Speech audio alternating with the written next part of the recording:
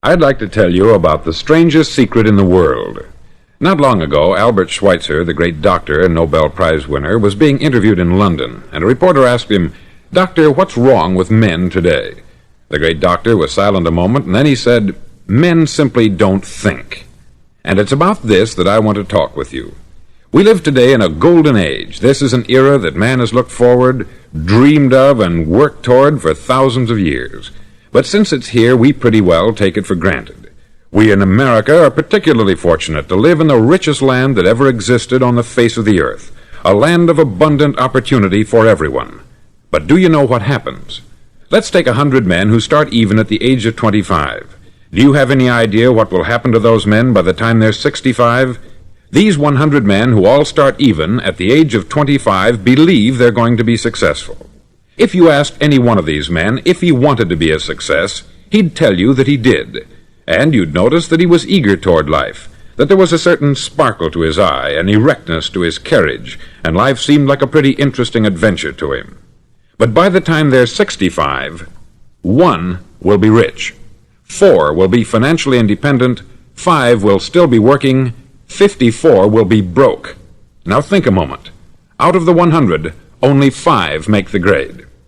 Why do so many fail? What has happened to the sparkle that was there when they were 25? What's become of the dreams, the hopes, the plans?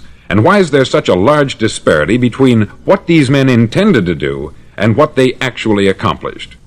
When we say about 5% achieve success, we have to define success. And here's the definition. Success is the progressive realization of a worthy ideal. If a man is working toward a predetermined goal and knows where he's going, that man is a success. If he's not doing that, he's a failure. Success is the progressive realization of a worthy ideal. Rollo May, the distinguished psychiatrist, wrote a wonderful book called Man's Search for Himself. And in this book he says, the opposite of courage in our society is not cowardice, it is conformity. And there you have the trouble today. It's conformity. People acting like everyone else, without knowing why, without knowing where they're going. Now think of it. In America right now, there are over 14 million people 65 years of age and over, and about 13 million of these 14 million are broke. They're dependent on someone else for life's necessities. Now we learn to read by the time we're 7. We learn to make a living by the time we're 25. Usually by that time we're not only making a living, we're supporting a family. And yet, by the time we're 65, we haven't learned how to become financially independent in the richest land that has ever been known. Why? We conform. And the trouble is that we're acting like the wrong percentage group, the 95% who don't succeed. Now, why do these people conform? Well, they don't know, really. These people believe that their lives are shaped by circumstances, by things that happen to them, by exterior forces. They're outer-directed people. A survey was made one time that covered a lot of men, working men, and these men were asked this question. Why do you work? Why do you get up in the morning? 19 out of 20 had no idea. If you ask them, they'll say, everyone goes to work in the morning. And that's the reason they do it, because everyone else is doing it. Now let's get back to our definition of success. Who succeeds? The only man who succeeds is the man who is progressively realizing a worthy ideal. He's the man who says, I'm going to become this, and then begins to work toward that goal. I'll tell you who the successful people are. A success is the school teacher who's teaching school because that's what she wanted to do. The success is the woman who's a wife and mother because she wanted to become a wife and mother and is doing a good job of it. The success is the man who runs the corner gas station because that's what he wanted to do. The success is the successful salesman who wants to become a top-notch salesman and grow and build with his organization. A success is anyone who is doing deliberately a predetermined job because that's what he decided to do deliberately. But only 1 out of 20 does that.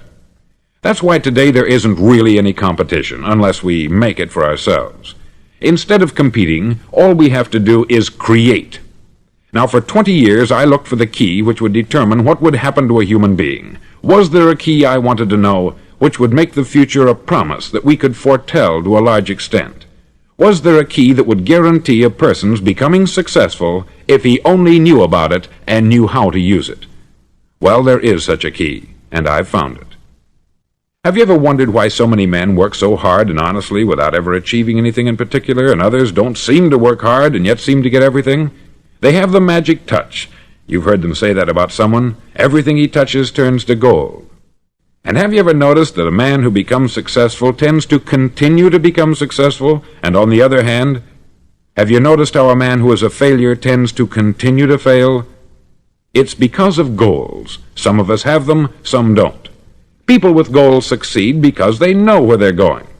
Now think of a ship leaving a harbor, and think of it with the complete voyage mapped out and planned. The captain and crew know exactly where it's going and how long it will take. It has a definite goal. 9,999 times out of 10,000 it will get to where it started out to get. Now let's take another ship, just like the first, only let's not put a crew on it, or a captain at the helm. Let's give it no aiming point, no goal, no destination. We just start the engines and let it go. I think you'll agree with me that if it gets out of the harbor at all, it will either sink or wind up on some deserted beach a derelict. It can't go any place because it has no destination and no guidance. It's the same with a human being. Take the salesman, for example. There is no other person in the world today with the future of a good salesman. Selling is the world's highest paid profession, if we're good at it and if we know where we're going. Every company needs top-notch salesmen, and they reward those men. The sky is the limit for them. But how many can you find? Someone once said, the human race is fixed, not to prevent the strong from winning, but to prevent the weak from losing. The American economy today can be likened to a convoy in time of war. The entire economy is slowed down to protect its weakest link, just as the convoy had to go at the speed that would permit its slowest vessel to remain in formation. That's why it's so easy to make a living today. It takes no particular brains or talent to make a living and support a family today. So we have a plateau of so-called security, if that's what a person's looking for. But we do have to decide how high above this plateau we want to aim for. Now let's get back to the strangest secret in the world, the story that I wanted to tell you today. Why do men with goals succeed in life, and men without them fail? Well, let me tell you something which, if you really understand it, will alter your life immediately. If you understand completely what I'm going to tell you from this moment on, your life will never be the same again. You'll suddenly find that good luck just seems to be attracted to you. The things you want just seem to fall in line. And from now on, you won't have the problems, the worries, the gnawing lump of anxiety that perhaps you've experienced before. Doubt, fear, well, they'll be things of the past. Here's the key to success, and the key to failure. We become what we think about. Now let me say that again. We become what we think about. Throughout all history, the great wise men and teachers, philosophers and prophets have disagreed with one another on many different things. It is only on this one point that they are in complete and unanimous agreement. Listen to what Marcus Aurelius, the great Roman emperor, said. He said, "A man's life is what his thoughts make of it."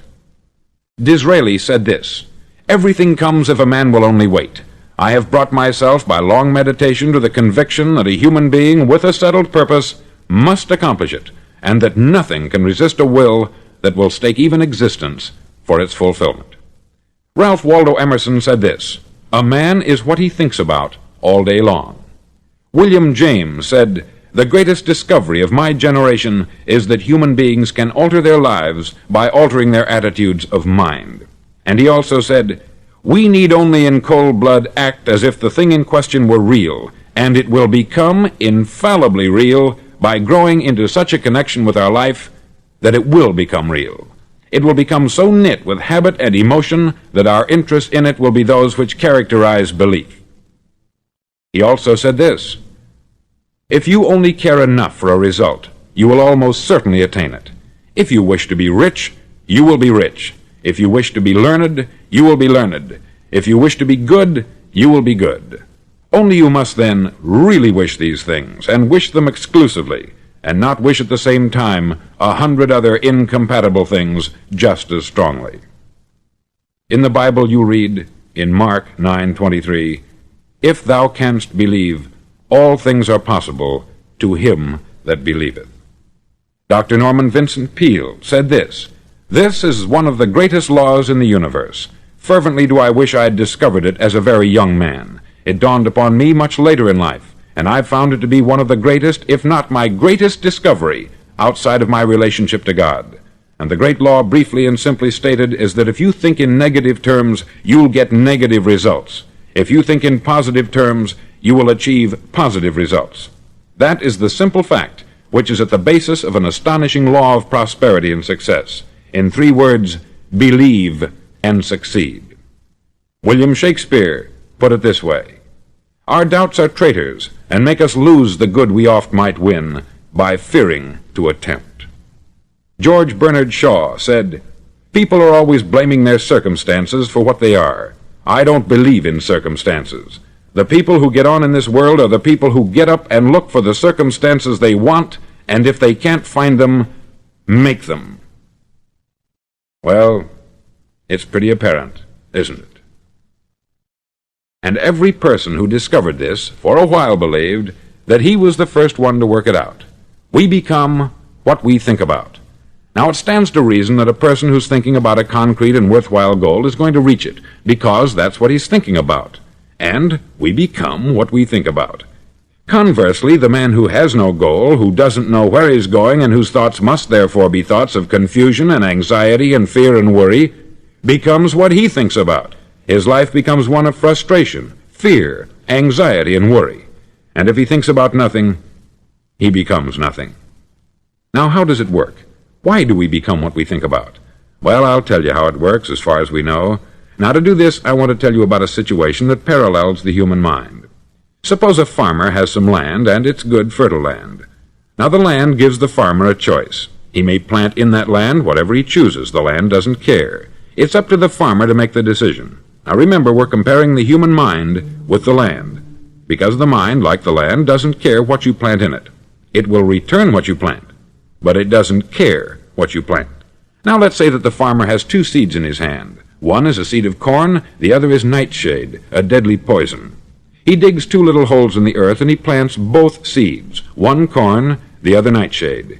He covers up the holes, waters, and takes care of the land, and what will happen? Invariably, the land will return what is planted.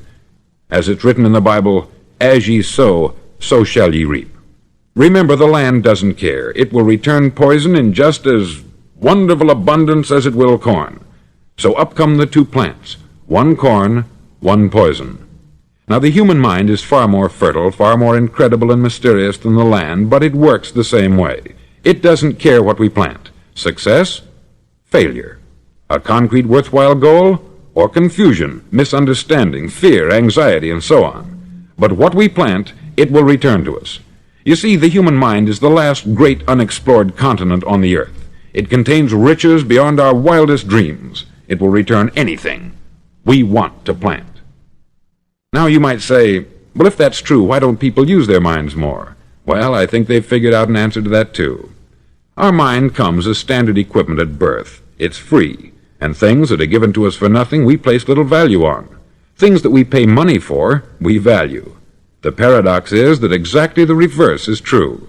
Everything that's really worthwhile in life came to us free. Our mind, our soul, our body, our hopes, our dreams, our ambitions, our intelligence, our love of family and children and friends. All these priceless possessions are free, but the things that cost us money are actually very cheap and can be replaced at any time. A good man can be completely wiped out and make another fortune. He can do that several times. Even if our home burns down, we can rebuild it, but the things we got for nothing, we can never replace. The human mind isn't used merely because we take it for granted. Familiarity breeds contempt.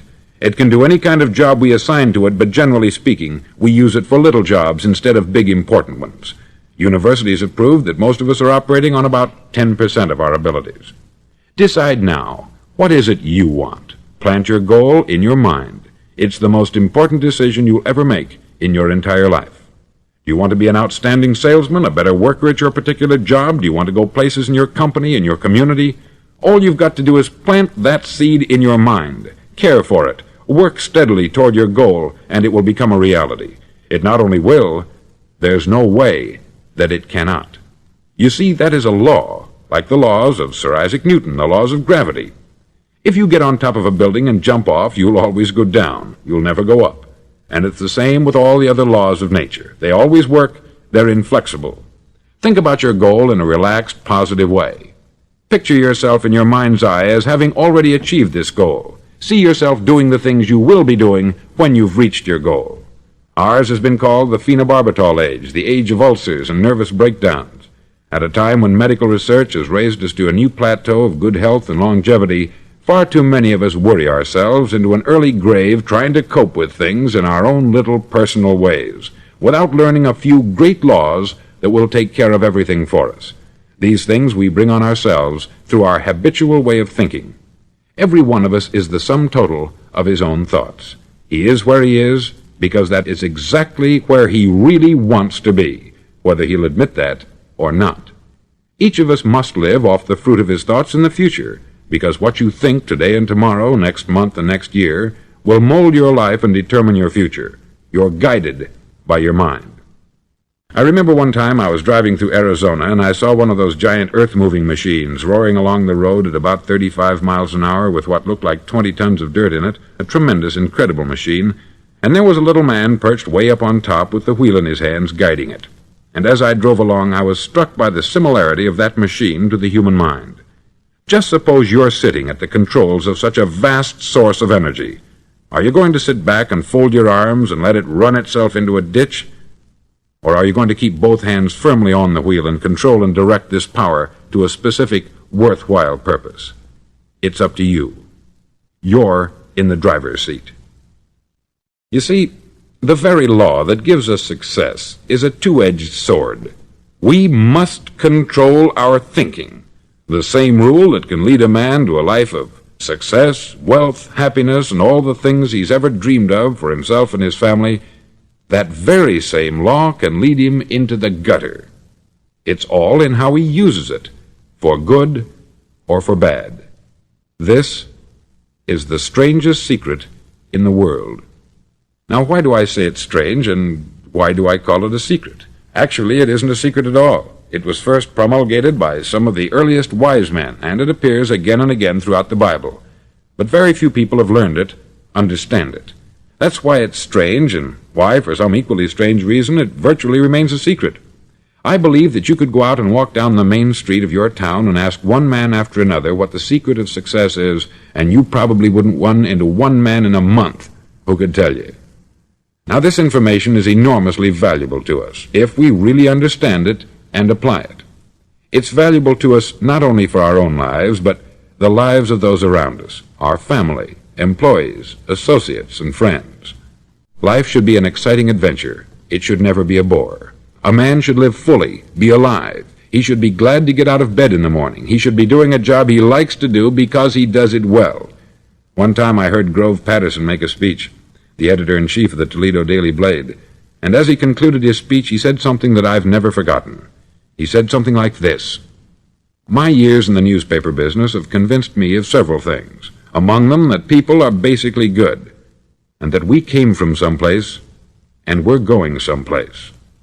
So we should make our time here an exciting adventure. The architect of the universe didn't build a stairway leading nowhere. And the greatest teacher of all, the carpenter from the plains of Galilee, gave us the secret time and time again. As ye believe, so shall it be done unto you." I've explained the strangest secret in the world and how it works. Now I want to explain how you can prove to yourself the enormous returns possible in your own life by putting this secret to a practical test. I want you to make a test that will last 30 days. Now, it isn't going to be easy. If you'll give it a good try, it will completely change your life for the better. Back in the 17th century, Sir Isaac Newton, the English mathematician and natural philosopher, gave us some natural laws of physics which apply as much to human beings as they do to the movement of bodies in the universe. Now, one of these laws is that for every action, there is an equal and opposite reaction. Simply stated, as it applies to you and me, it means we can achieve nothing without paying the price. The results of your 30-day experiment will be in direct proportion to the effort you put forth. To be a doctor, you must pay the price of long years of difficult study. to be successful in selling, and remember that each of us succeeds to the extent of his ability to sell, selling our families on our ideas, selling education in schools, selling our children on the advantages of living the good and honest life, selling our associates and employees on the importance of being exceptional people, to, of course, the profession of selling itself. But to be successful in selling our way to the good life, we must be willing to pay the price. Now, what is that price? Well, it's many things. First, it's understanding emotionally, as well as intellectually, that we literally become what we think about, that we must control our thoughts if we're to control our lives. It's understanding fully that, as ye sow, so shall ye reap. Secondly, it's cutting away all the fetters from the mind and permitting it to soar as it was divinely designed to do. It's the realization that your limitations are self-imposed, and that the opportunities for you today are enormous beyond belief. It's rising above narrow-minded pettiness and prejudice.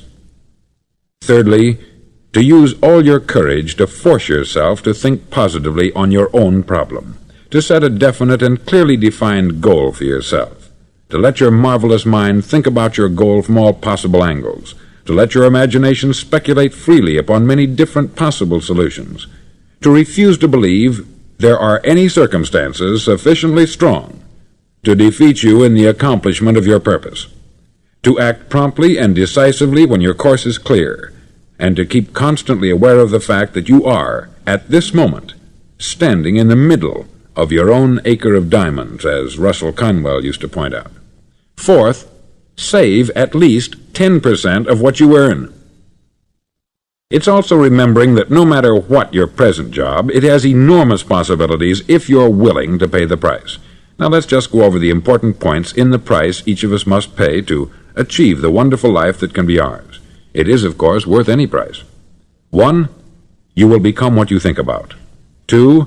Remember the word imagination. Let your mind soar. 3. Courage. Concentrate on your goal every day. 4. Save 10% of what you earn.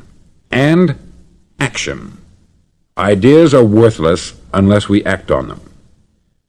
Now I'll try to outline the 30-day test I want you to make. Now keep in mind that you have nothing to lose by making this test, and everything you could possibly want to gain. There are two things that may be said of everyone. Each of us wants something, and each of us is afraid of something. I want you to write on a card what it is you want more than anything else. It may be more money. Perhaps you'd like to double your income or make a specific amount of money. It may be a beautiful home. It may be success at your job. It may be a particular position in life. It could be a more harmonious family. Each of us wants something. Write down on your card specifically what it is that you want. Make sure it's a single goal and clearly defined. You needn't show it to anyone, but carry it with you so that you can look at it several times a day. Think about it in a cheerful, relaxed, positive way each morning when you get up, and immediately you have something to work for, something to get out of bed for, something to live for. Look at it every chance you get during the day and just before going to bed at night. As you look at it, remember that you must become what you think about, and since you're thinking about your goal, you realize that soon it will be yours. In fact, it's yours really the moment you write it down and begin to think about it. Look at the abundance all around you as you go about your daily business. You have as much right to this abundance as any other living creature. It's yours for the asking. Now we come to the difficult part. Difficult because it means the formation of what is probably a brand new habit, and new habits are not easily formed. Once formed, however, it'll follow you for the rest of your life.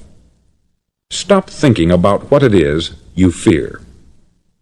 Each time a fearful or negative thought comes into your consciousness, replace it with a mental picture of your positive and worthwhile goal. There will come times when you will feel like giving up. It's easier for a human being to think negatively than positively. That's why only 5% is successful. You must begin now to place yourself in that group.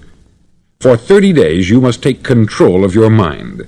It will think only about what you permit it to think. Each day for this 30-day test, do more than you have to do.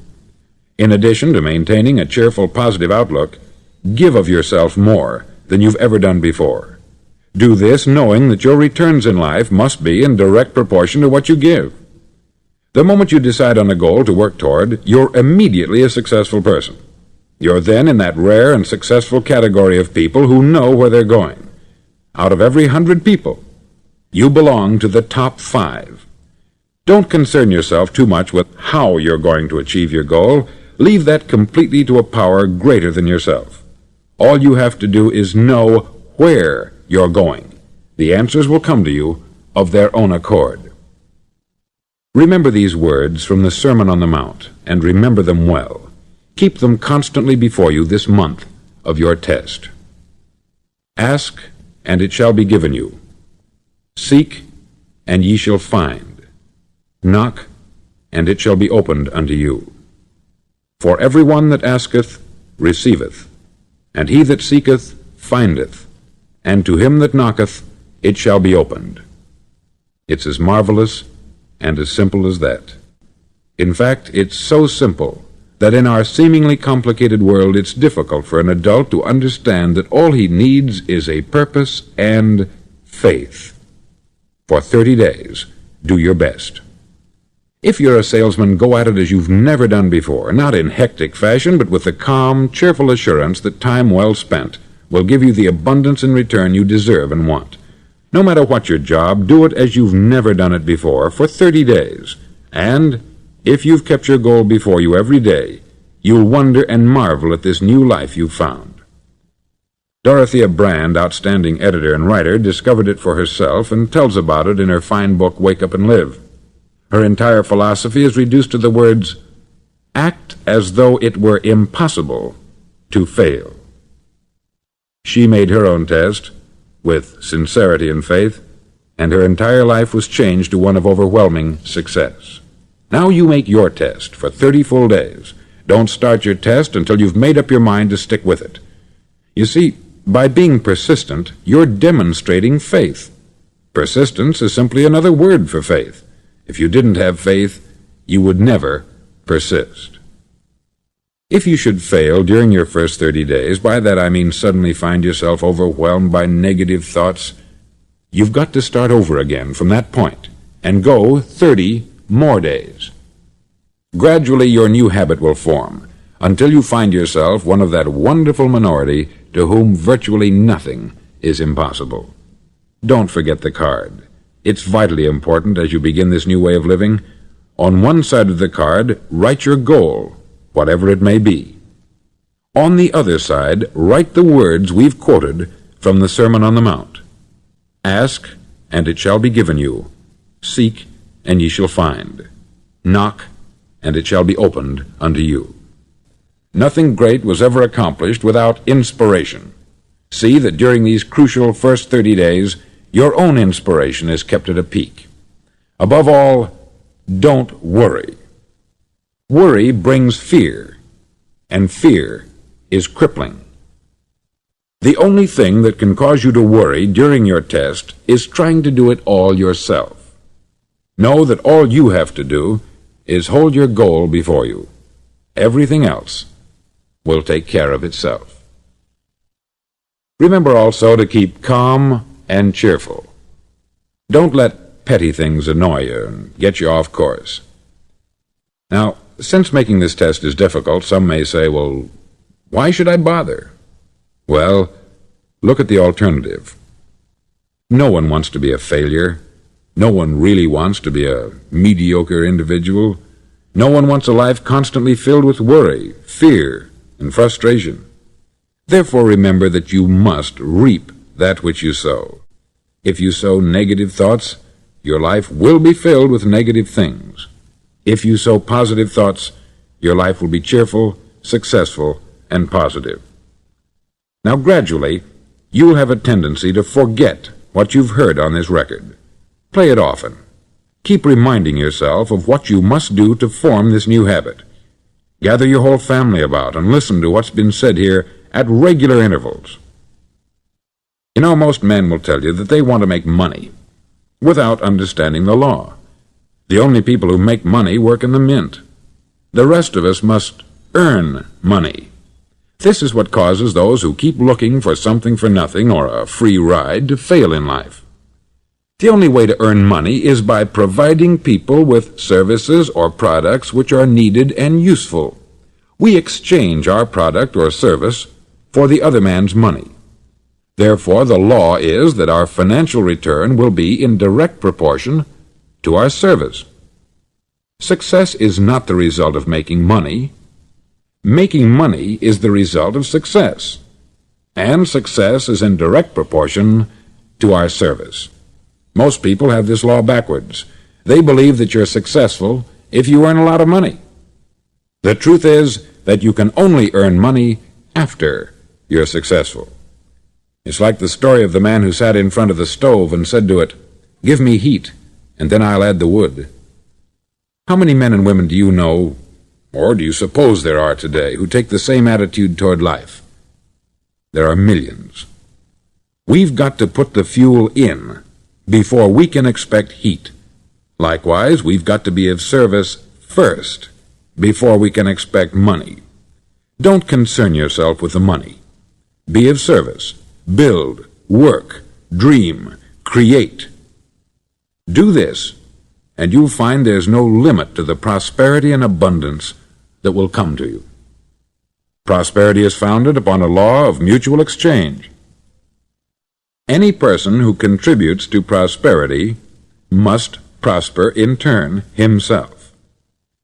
Sometimes the return will not come from those you serve, but it must come to you from someplace, for that is the law. For every action, there is an equal and opposite reaction. As you go daily through your 30-day test period, remember that your success will always be measured by the quality and quantity of service you render, and money is a yardstick for measuring this service. No man can get rich himself unless he enriches others. There are no exceptions to a law. You can drive down any street in America and from your car estimate the service that's being rendered by the people living on that street. Had you ever thought of this yardstick before? It's interesting. Some, like ministers and priests and other devoted people, measure their returns in the realm of the spiritual, but again, their returns are equal to their service. Once this law is fully understood, any thinking person can tell his own fortune. If he wants more, he must be of more service to those from whom he receives his return. If he wants less, he has only to reduce this service. This is the price you must pay for what you want. If you believe you can enrich yourself by deluding others, you can only end by deluding yourself. It may take some time, but just as surely as you breathe, you'll get back what you put out. Don't ever make the mistake of thinking you can avert this. It's impossible. The prisons and the streets where the lonely walk are filled with people who tried to make new laws just for themselves. We may avoid the laws of man, but there are greater laws that cannot be broken. An outstanding medical doctor recently pointed out 6 steps that will help you realize success. 1. Set yourself a definite goal. 2. Quit running yourself down. 3. Stop thinking of all the reasons why you cannot be successful, and instead think of all the reasons why you can. 4. Trace your attitudes back through your childhood and try to discover where you first got the idea you couldn't be a success, if that's the way you've been thinking. 5. Change the image you have of yourself by writing out a description of the person you would like to be. And 6. Act the part of the successful person you have decided to become. The doctor who wrote those words is a noted West Coast psychiatrist, David Harold Fink, M.D. Do what all experts since the dawn of recorded history have told you you must do. Pay the price by becoming the person you want to become. It's not nearly as difficult as living unsuccessfully. Make your 30-day test. Then repeat it. Then repeat it again. Each time it will become more a part of you until you'll wonder how you could ever have lived any other way. Live this new way, and the floodgates of abundance will open and pour over you more riches than you may have dreamed existed. Money? Yes, lots of it. But what's more important, you'll have peace. You'll be in that wonderful minority who lead calm, cheerful, successful lives. Start today. You have nothing to lose, but you have a life to win.